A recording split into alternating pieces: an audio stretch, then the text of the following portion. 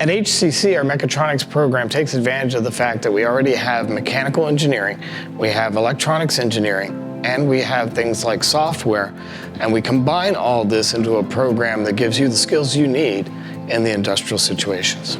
Well, from a young age, I knew I liked working with my hands. I knew I liked understanding how things work. I always asked a lot of questions. That led me into career tech, Franklin County, and there I really enjoyed it. My first year we had a tour here at Hagerstown. I met Professor Bass and I got to see some of the labs, and it really intrigued me, and I just knew this was something I wanted to pursue. So I finished my degree. Currently I'm working at Pete and Jerry's Eggs in Greencastle. I'm a maintenance technician there.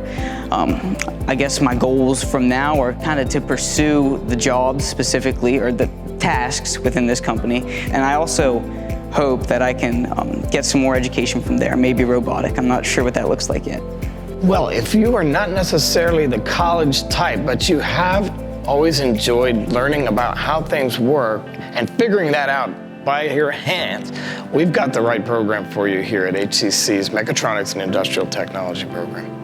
The learning environment at HCC was great. It was a classroom environment, so you're working with other people, much like you are in a real job. There's some teamwork involved, and there's also, people doing their own things, but helping each other out. Much of my work was hands-on. This lab that we're in right now, for example, has robotics trainers, PLCs, all stuff you can really tinker with and kind of figure out, like I was saying, trial and error, what makes things work. Average salary for mechatronics technicians in industry is about $60,000. The best way to describe a graduate's capability is to talk about him as a sharpshooter that can go into the facilities and find out what's going wrong.